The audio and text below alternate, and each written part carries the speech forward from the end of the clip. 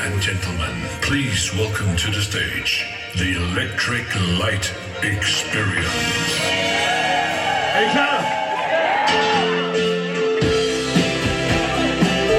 Mr. Blue Sky, please tell us why. Jeg vil sige, de rammer den lige i røven.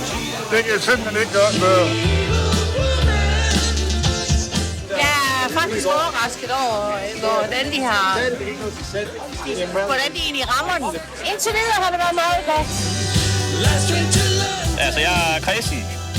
Men jeg vil sige, det er godkendt. Det er okay, det er okay. Det er lidt mere end godkendt indtil videre. Nu er jeg jo fra 65, så det er helt vildt fantastisk.